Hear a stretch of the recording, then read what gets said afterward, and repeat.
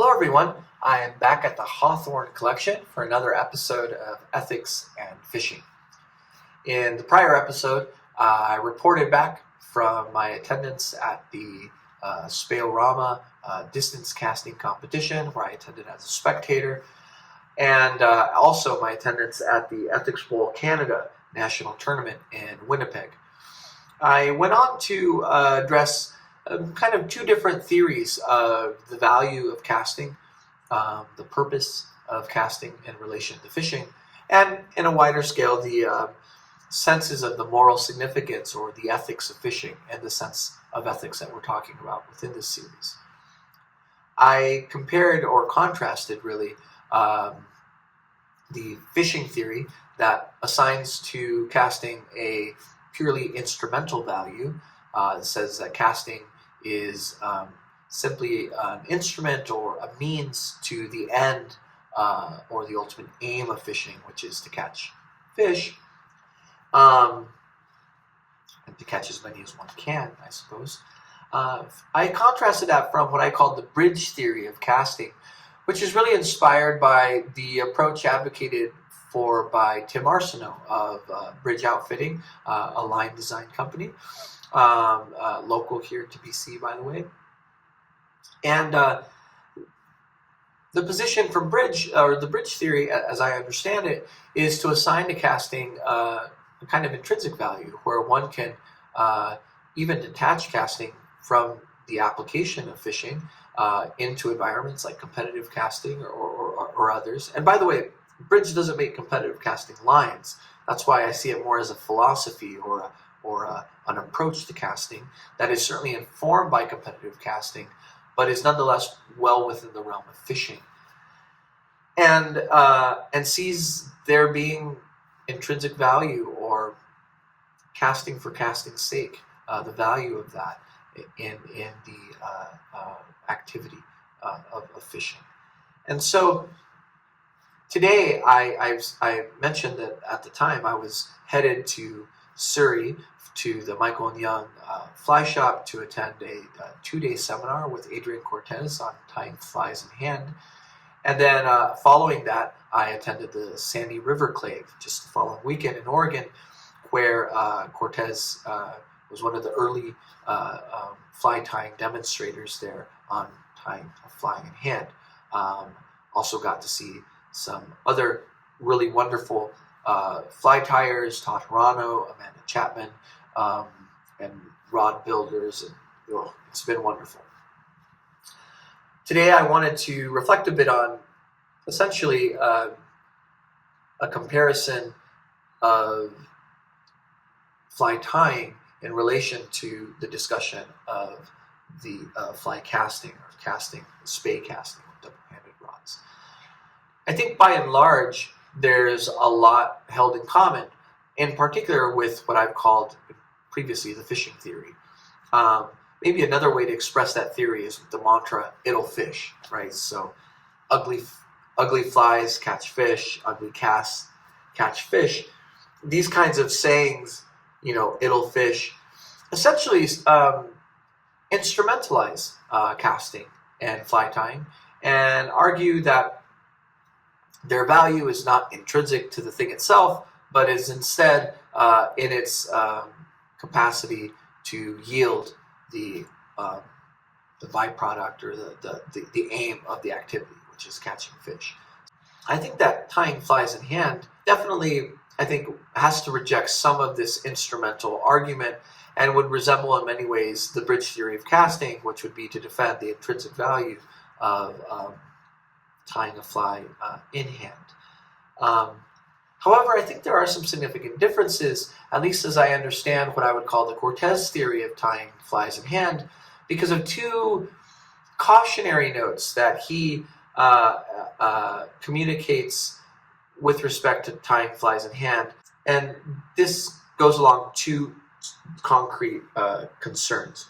The first is a really important, in my mind, critique that Cortes has made a few times now, that is ultimately, on my understanding, somewhat critical, or at the very least would explain the scarcity of tying flies in hand and of interest in traditional fly patterns in general, with the fact that the few who do tie flies this way and take an interest in this history will often consign the value of flies to become too intrinsic, to the point at which they become objects of art, ornamental objects, objects for shadow boxes, gifts, but not really fishing tools.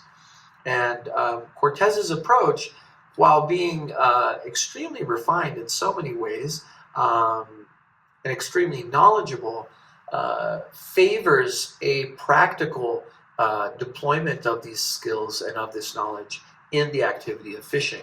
And so when Cortes is tying flies, he is invariably not tying them for ornamental purposes, but instead for, at some level, a real concrete instrumental task of fishing. And this is, of course, going to take away maybe some of the absolute intrinsic value of the object. But in my understanding of it, or my assessment of it, I think it's appropriate. And I think it's in some ways important that we don't just assign, equal amounts of intrinsic value everywhere. Obviously, there's going to be variables and varieties across the different factors we have to consider. And any serious ethical analysis, I think you have to do that. Now, the second cautionary note that Cortes makes very clear is about the scarcity of resources, in particular the original dressings of these flies and the materials called for. The fact that many of them rely on outrightly extinct animals or endangered animals. And so there has to be some consideration and concession to that scarcity through the use of substitutes. Cortes simply, I think, takes a practical approach, which is based on availability and also based out of a concern for conservation and the ethical treatment of animals. And I think, again, that makes a lot of sense. Now, those concessions don't mean, I don't believe, that he would just pick up any old material. Sometimes the substitutes are themselves difficult to find. But they seem to get along really well with that also concession to the practical demands of fishing and the critique of the fly fishing fly turning into a mere ornament or merely aesthetical object. I think this is actually probably also a weakness, perhaps, of even an exaggerated understanding of the bridge theory of casting. One thing I noted is that Bridge does not make competitive casting heads. All of Bridge's lines are made for specific fishing applications, but those tapers are built with a competitive caster's understanding of casting for its own sake, the intrinsic value of casting whenever they're designed. And so I think in both cases, these are not simply just a Manichaean good versus bad Star Wars type confrontation of instrumental value over and against intrinsic value, where we take the more sophisticated intrinsic moral value and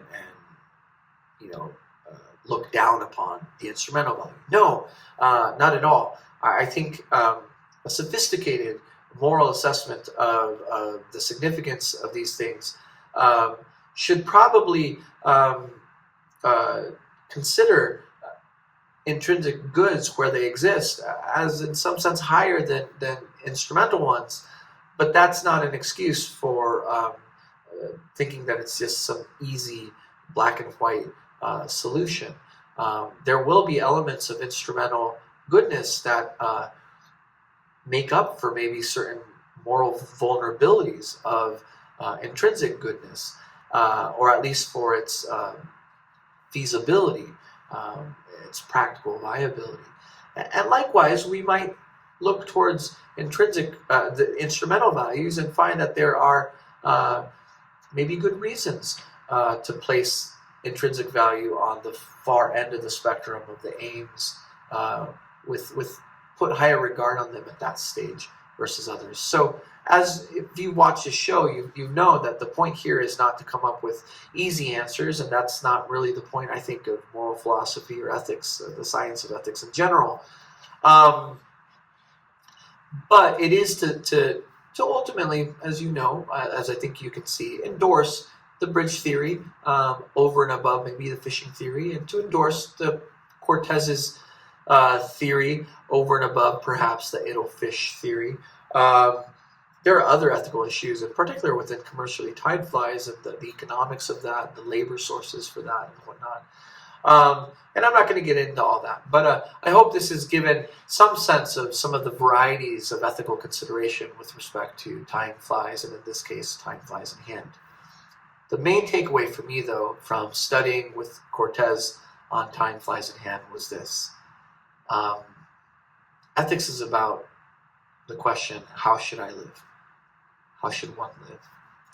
And anytime you find that you learn something that changes the way you want to live your life, that changes your aspirations, that changes your goals, changes your dreams, I think you have to take it really seriously as being deeply ethical, of great moral significance.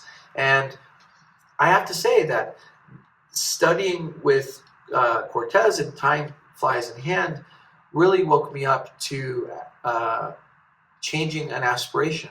I always aspired to tie a fly at home in my vise and do a good job and understand its meaning and its history or whatever, and take that fly out of my vise, put it in my box, go to the river, tie it to my tippet, cast it, and fish that water well. And if everything comes together, raise a fish, hook a fish, catch a fish.